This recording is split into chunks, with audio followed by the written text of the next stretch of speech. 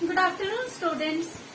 आज का जो हमारा टॉपिक है वो आज हम पढ़ेंगे केमिकल काइनेटिक्स।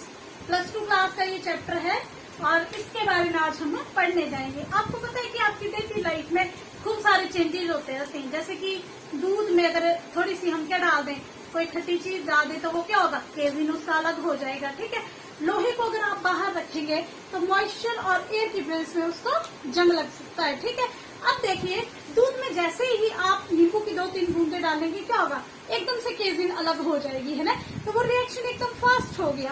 अब लोहे को ऐसे थोड़ी आज आपने बाहर रखा और कल ही उसको जंग लग गया, उसको जंग लगने के लिए कुछ टाइम लेगा वो।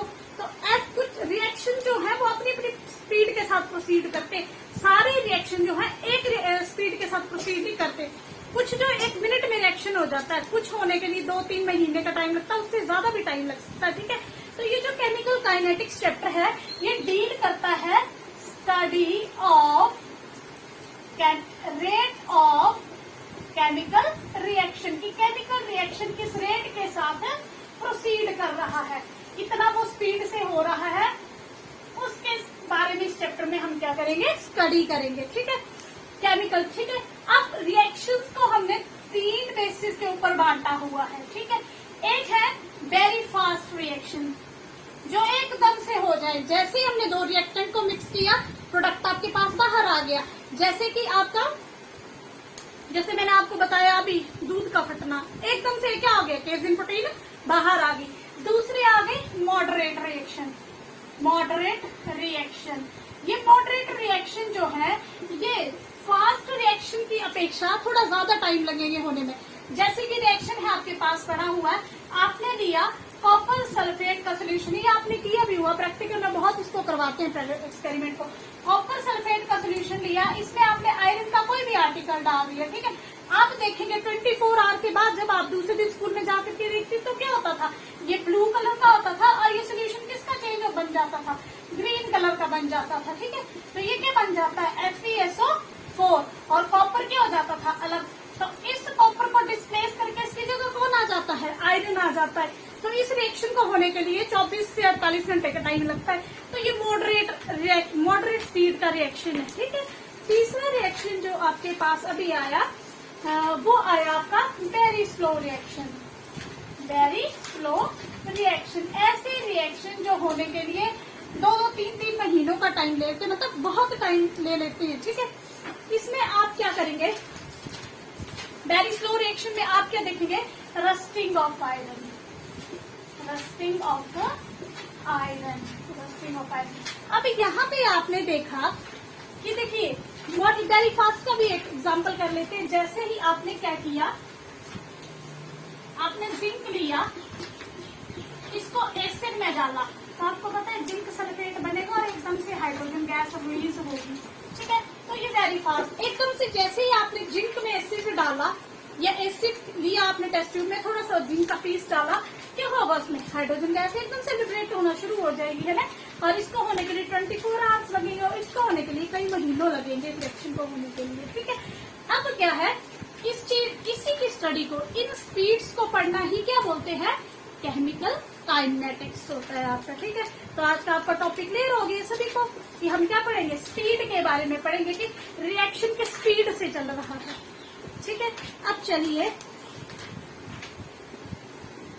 अब क्या है नेक्स्ट टॉपिक, इसी में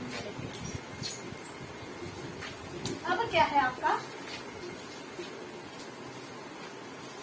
अब मान लो सपोज A+B है, कोई रिएक्टेंट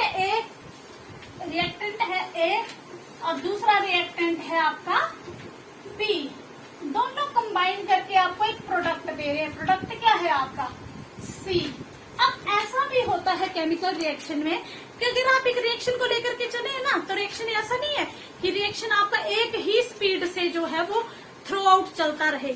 कई बार रिएक्शन की स्पीड कम होगी, कई बार ज्यादा होगी, कई बार मॉडरेट चलेगा। तो रिएक्शन की स्पीड थ्रू आउट रिएक्शन जो है वो एक स्पीड से रिएक्शन प्रोसीड नहीं करता है, उसकी जो स्पीड है ना वो वेरी करती रहती है, टाइम टू टाइम उसकी स्पीड वेरी करती रहेगी। मान लो आप चले हमीरपुर से चले चंडीगढ़, तो ऐसा थोड़ी है कि आप 50 किलोमीटर पर आवर की स्पीड से चलेंगे हमीरपुर से, तो 50 से ही चंडीगढ़ पहुंच जाएंगे, ऐसा नहीं होगा। आप कहीं पे अपनी स्पीड 80 भी करेंगे, कहीं पे 20 भी करेंगे, कहीं पे आप चाय वगैरह पीने के लिए कुछ रुकेंगे भी, वैसे ही रिएक्शन होता है। कहीं पे स्पीड ज्यादा होगी, कहीं पे कम होगी, कहीं पे बहुत स्पीड से रिएक्शन चलेगा, कहीं पे कम। इसलिए ना हम एक रिएक्शन की स्पीड को जब निकालते हैं ना कि रिएक्शन कितनी स्पीड से चल रहा है, तो हम उसको एवरेज करके निकालते हैं। जैसे हमसे कोई पूछे कि आप हमीरपुर से चंडीगढ़ आए, आप कितनी स्पीड से आए, तो हम ऐसे थोड़ी बोलेंगे कि हमीरपुर से भोटा चले तो हम 40 किलोमीटर की स्पीड से चले थे, फिर हम थोड़ी देर रुके तो 0 किलोमीटर पर आवर भी हमारी स्पीड हुई। ऐसा हम क्या बताएंगे, एवरेज हम 60 किलोमीटर पर आवर की स्पीड से आए। वैसे ही रिएक्शन की भी जब हमने स्पीड निकालनी होगी तो हम कैसे उसको निकालते हैं, हम निकालते हैं उसको एवरेज रेट से। एवरेज रेट ऑफ रिएक्शन बोलते हैं उसको, क्या बोलते हैं उसको, एवरेज रेट ऑफ रिएक्शन। अब इसको कैसे कैलकुलेट करते हैं, ये हमारे पास क्या है, एक नया हमें टॉपिक मिल गया डिस्कशन के लिए कि एवरेज रेट ऑफ रिएक्शन को हम कैसे कैलकुलेट करते हैं। ठीक है, अब देखिए ये ए था, बी था, ये सिंपल हम एक रिएक्शन ले लेते हैं, ए चेंजेस टू बी। ए क्या था, रिएक्टेंट, टाइम के साथ वो कहाँ पहुंच गया, क्या बन गया उसका, प्रोडक्ट। अब मुझे बताइए जब t इज इक्वल टू 0 था, मतलब रिएक्शन अभी स्टार्ट ही हुआ था, तो अब सारे का सारा क्या प्रेजेंट होगा, वहां पे रिएक्टेंट प्रेजेंट होगा या प्रोडक्ट का। जब आपने क्या किया, अभी दूध लिया ही है, उसमें आपने कुछ सिरका वगैरह कुछ नहीं डाला है, ठीक है, या आपने क्या किया, कॉपर सल्फेट का बीकर रखा ही है, अभी आपने आयरन बाहर रखा है, ठीक है, तो आपके पास ये है ना, कॉपर सल्फेट रिएक्ट करता है आयरन के साथ, क्या देता है, FeSO4 प्लस Cu, ठीक है। स्टार्टिंग में तो यही होंगे ना आपके पास, स्टार्टिंग में जब चलते हैं तो आप किसके साथ चलते हैं, रिएक्टेंट के साथ चलते हैं, प्रोडक्ट नहीं होता ना हमारे पास। तो स्टार्टिंग में तो हमारे पास सिर्फ क्या होगा, रिएक्टेंट होगा, प्रोडक्ट तो मिलेगा हमें बाद में जाकर के। तो स्टार्टिंग में आपके पास ए मैक्सिमम होगा, ए क्या होगा, मैक्सिमम, जितना आप लेकर के चले हैं, ठीक है। जिस प्रोडक्ट क्या होगा, 0 होगा ही नहीं, मिनिमम भी नहीं बोल सकते, क्योंकि अभी रिएक्टेंट में कुछ हुआ ही नहीं है, तो ऐसा आपकी प्रोडक्ट बन जाए, अभी तुम स्टार्टिंग में। अब मान लो टी आ गया, टी इज इक्वल टू कोई टी मिनट ले लेते हैं इसको। अब जैसे जैसे टाइम प्रोसीड करेगा ना, रिएक्टेंट घटता जाएगा, घटेगा, क्योंकि रिएक्टेंट घटेगा तभी तो प्रोडक्ट बनेगा आपका, ठीक है ना। रिएक्टेंट घटेगा तो रिएक्टेंट से ही तो प्रोडक्ट बनता है आपका। तो जैसे जैसे टाइम क्या होगा, प्रोसीड करेगा, कंसंट्रेशन ऑफ ए डिक्रीजेस, ए की कंसंट्रेशन क्या करेगी, डिक्रीज करेगी, ठीक है। और बी की कंसंट्रेशन ऑफ बी इंक्रीजेस। कुछ गलत लिखा मैंने, ठीक है, नहीं भाई, क्या किया आपने शुरू में लोहे का कोई सामान लिया, आपने उसको बाहर रख दिया, अगर आज ही आपने रखा तो आपके पास पूरा क्या होगा, आयरन होगा, ठीक है ना। उसमें आपके पास जंग थोड़ा ना होगा जरा भी, ठीक है। तो शुरू में आपके पास रिएक्टेंट होगा, प्रोडक्ट नहीं होगा। लेकिन जब टाइम क्या हो जाएगा, टाइम पूरा हो जाएगा, रिएक्शन कंप्लीट, मान लो रिएक्शन कंप्लीट हो गया, तो ये 0 हो जाएगा, ये मैक्सिमम हो जाएगा। तो यहाँ से एक बात क्लियर होगी कि जैसे जैसे रिएक्शन प्रोसीड करता है, इसकी कंसंट्रेशन डिक्रीज करती है और प्रोडक्ट की कंसंट्रेशन क्या करती जाती है, इंक्रीज करती जाती है, ठीक है। तो अब इसको कैसे लिखेंगे हम, ठीक है, देखेंगे।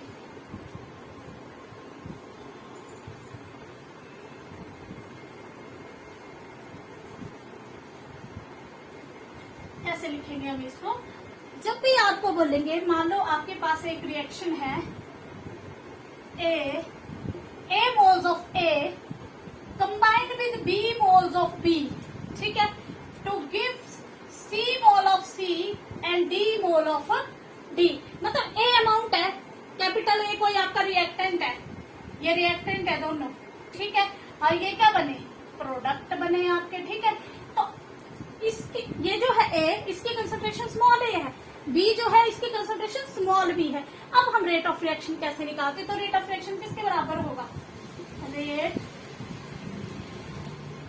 रेट ऑफ रिएक्शन कैसे कैलकुलेट करेंगे आप भी देखेंगे, ठीक है। अब देखिए जैसे जैसे रिएक्शन क्या होगा, बढ़ेगा, इसकी कंसंट्रेशन में चेंज आएगा ना, जितना इसकी कंसंट्रेशन घटेगी मतलब उतनी स्पीड से रिएक्शन क्या हो रहा है, ए को कंज्यूम कर रहा है, रिएक्शन उतनी स्पीड से क्या हो रहा है, चल रहा है वो। तो हम क्या लिखेंगे, माइनस ये जो कोफिशिएंट है इसको ऐसे करके लिख लेंगे 1/a minus change in concentration of A with respect to T. इस मई के साथ साथ ए कैसे घटा, जितना ए की कंसंट्रेशन घटेगी उतना ही रेट ऑफ रिएक्शन क्या करेगा, इंक्रीज करेगा। ठीक है, which is equal to V minus change in concentration of B with respect to T. ठीक है, अभी बात समझिए, इन दोनों की कंसंट्रेशन घट रही है, इसलिए इसकी कंसंट्रेशन के साथ हम क्या लगा रहे हैं, साइन नेगेटिव लगा रहे हैं, क्योंकि रिएक्शन प्रोसीड करेगा तो इसको कंज्यूम करेगा रिएक्टेंट को, प्रोडक्ट बनाएगा। तो प्रोडक्ट के केस में जब हम लिखेंगे तो हम क्या लिखेंगे, 1/c, और ये change in concentration of C with respect to time, और D के केस में change in concentration of D with respect to time. ठीक है, तो ये आ गई आपके पास। ठीक है, एक इक्वेशन मिल गई आपको। ठीक है, अब इसके बेसिस के ऊपर मैं आपको न्यूमेरिकल करवाऊंगी, फिर आपको थोड़ा और क्लियर हो जाएगा इसके बारे में। ठीक है, इसके बारे में और क्लियर हो जाएगा आपको।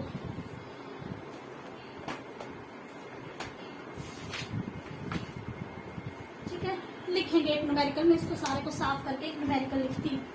ठीक है, चलिए, न्यूमेरिकल से आपके कंसेप्ट और क्लियर होते हैं, जितने आप न्यूमेरिकल करेंगे उतने कंसेप्ट क्लियर होंगे। लिखिए, for a reaction,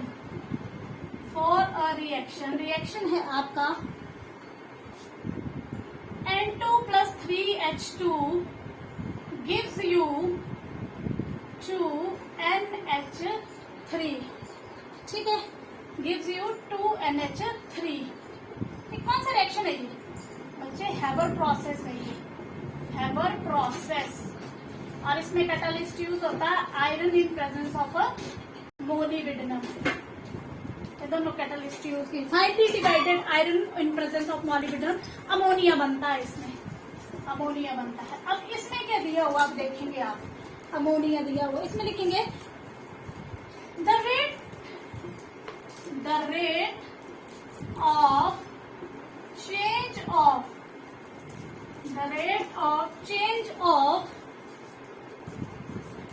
hydrogen is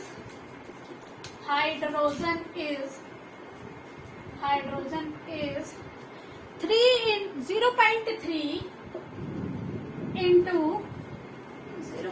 into 10⁻⁻⁴ mole per second. Okay. Then calculate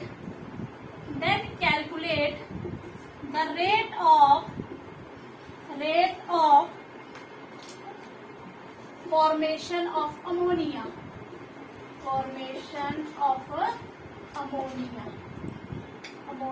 ammonia किस तरह से बन रहा है, मतलब इसकी खपत किस रेट से हो रही है, इतने 1 सेकंड में इतने मोल खत्म हो रहे हैं इसके, तो अमोनिया कितनी दर से बन रहा है। ठीक है, कैलकुलेट करेंगे अब हम। आपको पता, पहले तो एवरेज रेट कैसे लिखेंगे हम, एवरेज रेट ऑफ रिएक्शन मैंने लिखना सिखाया आपको, कैसे लिखेंगे, इसका कोफिशिएंट कुछ नहीं है तो सीधा लिखेंगे minus change in concentration of N2 delta T। ठीक है, अब अगले के टर्म में 1/3 माइनस डेल्टा H2 और डेल्टा T। अमोन इसके केस में 1/2 माइनस नहीं लगाएंगे क्योंकि ये प्रोडक्ट है, इसकी कंसंट्रेशन इंक्रीज करेगी। ठीक है, डेल्टा NH3 डेल्टा T। ठीक है, अब आपके पास क्या दिया होगा, हाइड्रोजन दिया है, अमोनिया दी है, दोनों को छोड़ दो, इस टर्म को उठा लो क्योंकि इससे हमें मतलब ही नहीं है, इसके बारे में पूछा। अब चेंज इन कंसंट्रेशन की जगह दी हुई, इसको वैल्यू पुट करिए इसमें, इसको लिखिए 1/3 माइनस 0, ऐसे लिख देती हूँ 0.3 into 10⁻⁻⁴ डेल्टा T, ये पूरी है। ठीक है, चेंज मीटर पर सेकंड ये आया, is equal to 1.2 change in concentration of NH3 delta T। ठीक है, अब ये 2 है, इसको इस साइड भेज देंगे, 2/3 into 0.3 into 10⁻⁻⁴ is equal to delta NH3 delta T। ठीक है, इसका क्या बन जाएगा 3/n बन जाएगा। 3 से 3 क्या और अच्छा यहाँ मेरी करती हूँ, इसको अलग से करती हूँ, इसके बाद मैं यहाँ कर रही हूँ इसको 2 3 into -3/10 into 10⁻⁴। ठीक है, is equal to delta NH3 delta T।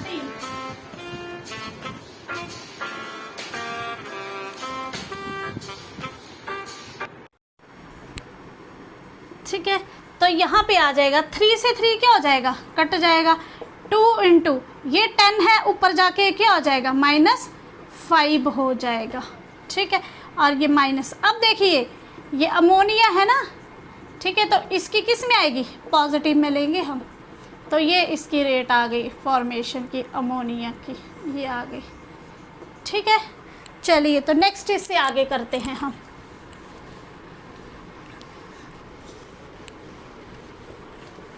Next इससे आगे चलते हैं।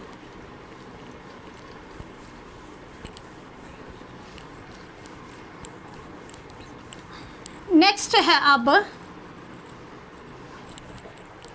Instantaneous rate of reaction. ये तो हमने क्या किया, एवरेज रेट ऑफ रिएक्शन। अब हम करेंगे instantaneous rate of reaction. Instantaneous rate of reaction मतलब एक स्मॉल इंस्टेंस ऑफ टाइम के लिए क्या चेंज आएगा। ठीक है, अब ये रिएक्शन है ए से प्रोसीड कर रहा है बी तक। ठीक है, तो अब एक इंस्टेंस करिए, जैसे t0 ले लिया और t ले लिया 1 मिनट, तो इतने से 1 मिनट में कितना चेंज आया कंसंट्रेशन के ऊपर। तो इसको भी कुछ लेंगे, इसको ऐसे करेंगे रेट ऑफ रिएक्शन। ठीक है, एवरेज जो लेते हैं ना ओवरऑल रिएक्शन के लिए लेते हैं कि रिएक्शन शुरू हुई वहां से लेकर के रिएक्शन खत्म हुई। ठीक है, इंस्टेंटेनियस रेट ऑफ रिएक्शन के लेते एक स्मॉल पीरियड, छोटा सा बीच में इंस्टेंट कोई टाइम का उस पर्टिकुलर टाइम के लिए। तो उसके लिए हम क्या करेंगे, माइनस स्मॉल, ये डी जो है small change in concentration with respect to small change in time. D A क्या है, स्मॉल चेंज इन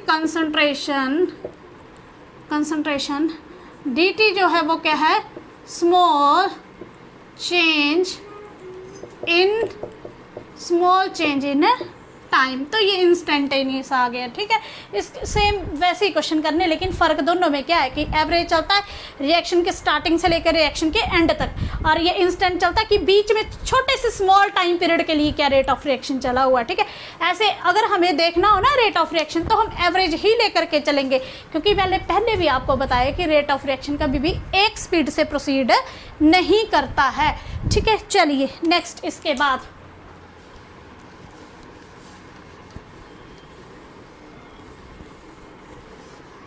अब है आपका factors on which rate of reaction depend. Rate of reaction depends. तो पहला है कंसंट्रेशन। ठीक है, जैसे आपका A+B है, ये दे रहे हैं C। अब देखिए जितना आप रिएक्टेंट डालेंगे उतना ही स्पीड से रिएक्शन क्या करेगा। अब शुरू में एट स्टार्टिंग में क्या होगा, A = मैक्स, A B क्या होंगे, दोनों मैक्स होंगे, तो रेट ऑफ रिएक्शन क्या होगा, रिएक्शन हाई होगा। जैसे जैसे रिएक्शन आगे बढ़ता जाएगा A and B get consumed, दोनों कंज्यूम होते जाएंगे, और ये कंज्यूम होंगे दोनों, तो क्या होगा, आपका रिएक्शन स्लो डाउन हो जाएगा। तो अगर आप चाहते हैं कि रेट ऑफ रिएक्शन को बढ़ाना है, लीजिए और इन दोनों की कंसंट्रेशन को बढ़ा दीजिए। ठीक है, तो रेट ऑफ रिएक्शन क्या करेगी, कंसंट्रेशन ऑफ रिएक्टेंट। अगर आप रिएक्टेंट को बढ़ाएंगे, अब मान लो एक रिएक्शन है आपके पास, वही N2 + 3H2 gives you 2NH3। अब यहाँ पे एक बात सीखेंगे, बहुत अच्छी बात सिखाने जा रही हैं यहाँ पे। अब क्या है, अगर ये रिएक्शन 2 स्पीड में जा रहा है, इस रिएक्शन से क्या रिएक्शन ऐसे भी चला है, ठीक है, और रिएक्शन ऐसे भी चला, उल्टी डायरेक्शन में भी रिएक्शन चला है, तो दोनों के लिए नहीं कि आप रिएक्टेंट को बढ़ाते चलेंगे और रिएक्शन इस डायरेक्शन में बढ़ेगा, इसमें बढ़ेगा। अब देखिए, जब हम रिएक्शन अमोनिया बना रहा है, क्या बना रहा है, रिएक्शन अमोनिया बना रहा है, मतलब प्रोडक्ट अमोनिया है, तो अगर आप इन दोनों की कंसंट्रेशन बढ़ाएंगे ना, तब रिएक्शन बढ़ेगा, ठीक है। और अगर रिएक्शन उल्टा जा रहा है, मतलब अमोनिया डिकम्पोज हो रहा है, टूट रहा अमोनिया, और आपके पास नाइट्रोजन और हाइड्रोजन मिल रही है, तो इससे क्या होगा कि जितना ज़्यादा आप अमोनिया डालते जाएंगे, ठीक है, जितना ज़्यादा आप अमोनिया डालते जाएंगे, तब आपका रिएक्शन इस डायरेक्शन में प्रोसीड करेगा। तो ये नहीं है कि चाहे रिएक्शन फॉरवर्ड कर रहा है चाहे बैकवर्ड कर रहा है, आप रिएक्टेंट डालेंगे तो प्रोडक्ट बनेगा। इस केस में ये रिएक्टेंट हो जाएगा, ठीक है ना। इस केस में क्या होगा, ये रिएक्टेंट कहलाएगा और रिएक्शन इस डायरेक्शन में चलेगा। अगर इस केस में अगर आप इसको बढ़ा देते हैं ना, अमोनिया को बढ़ा, तो रिएक्शन पीछे चला जाएगा, ठीक है ना, रिएक्शन पीछे चला जाएगा आपका, ये नहीं होगा। क्योंकि क्या है, आपने एक ली चटलीय प्रिंसिपल भी पढ़ा होगा, ठीक है। ली चटलीय प्रिंसिपल क्या बोलता है, इस केस में वैसे तो लिंक नहीं है, लेकिन मैं थोड़ा सा यहाँ पे आपको बता देती हूँ। ये है रिएक्शन इक्विलिब्रियम में, किस में है रिएक्शन, है इक्विलिब्रियम में। इक्विलिब्रियम मतलब rate of forward reaction, rate of forward reaction is equal to rate of backward reaction. कि मान लो ये आपका 5 kg है, तो ये भी 5 kg होगा। अब अगर यहाँ से 1 kg टूट करके ये 6 kg हो गया ना, तो यहाँ से वापस 1 टूटेगा, फिर से ये 5 kg हो जाएगा, ठीक है। क्या बोलता है ली चटली प्रिंसिपल कि अगर आपका रिएक्शन इक्विलिब्रियम में है ना, तो अगर आप किसी भी चीज़ को चेंज करोगे तो रिएक्शन उस डायरेक्शन में जाएगा कि उस इफेक्ट को क्या कर पाए, नलीफाई कर पाए। मान लो रिएक्शन ऐसे जा रहा आगे, ठीक है, और आपने प्रोडक्ट ही डाल दिया, तो प्रोडक्ट बढ़ गया है, तो रिएक्शन तो पीछे हट जाएगा, हटेगा ना पीछे। और अगर आपने ये डाल दिए दोनों, तो रिएक्शन आगे जाएगा, अमोनिया बनेगा ज़्यादा, ठीक है ना।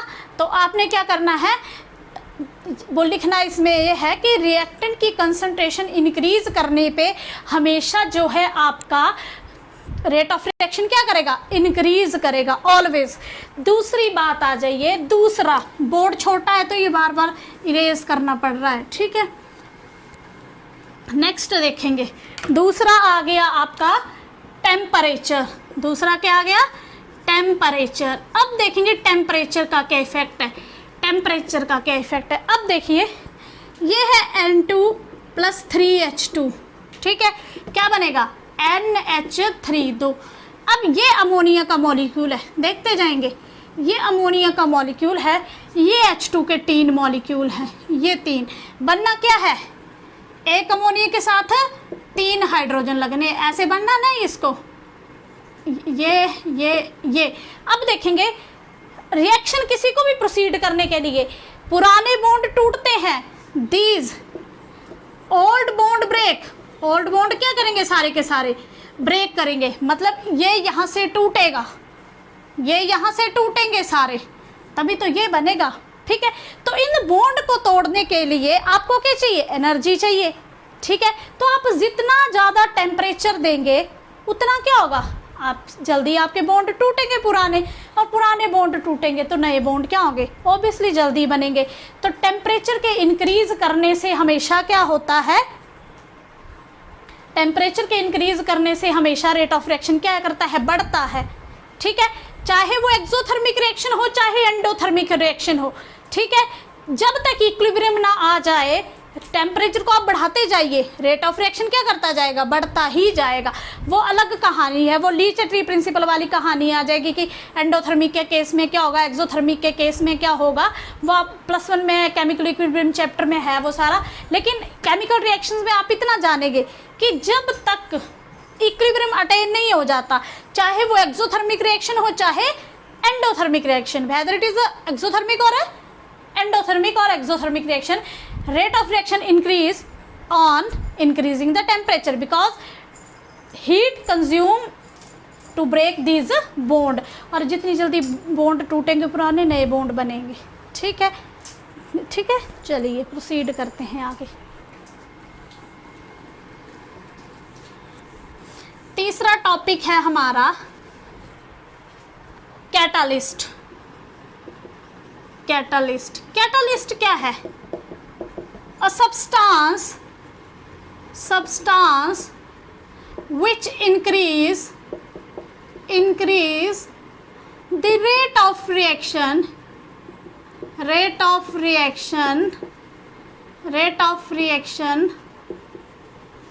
without get involved in the reaction। ठीक है, खुद रिएक्शन में इन्वॉल्व नहीं होगा, लेकिन क्या करेगा? ये रेट ऑफ रिएक्शन को इंक्रीज करेगा। अब क्यों? ये हम एक डायग्राम के थ्रू समझते हैं। ठीक है, डायग्राम बना लेती हूँ। तो ये एक आपका ग्राफ है। ठीक है, ये है प्रोग्रेस ऑफ रिएक्शन। रिएक्शन ऐसे बढ़ रहा है, प्रोग्रेस ऑफ रिएक्शन। यहाँ पे आपके पास दो रिएक्टेंट थे। ठीक है, और ये मिले आपको प्रोडक्ट मिले। ठीक है, अब आपको मैंने क्या बोला? किसी भी रिएक्शन को स्टार्ट करने के लिए मिनिमम एनर्जी चाहिए ताकि उसके पुराने बॉन्ड क्या हो जाए? ब्रेक हो जाएं। तो मान लो वो एनर्जी क्या है?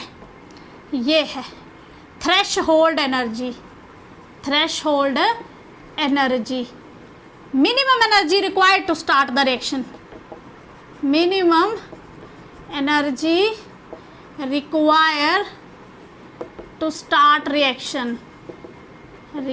ठीक है, अब क्या होगा? ये इनको पहले हमें एनर्जी देनी पड़ेगी। जब एक बार इस एनर्जी को टच कर जाएगा ना ये थ्रेशोल्ड एनर्जी, फिर वो प्रोडक्ट में बढ़ना शुरू हो जाएगा। अब देखिए, रिएक्टेंट के पास कुछ ना कुछ एनर्जी तो होगी। ठीक है, इसको बोलेंगे इसकी एवरेज एनर्जी। ये इनकी एवरेज एनर्जी, इतनी सी एनर्जी बस रिएक्टेंट के पास। तो इतनी और चाहिए ना एक्स्ट्रा एनर्जी। ये एक्स्ट्रा एनर्जी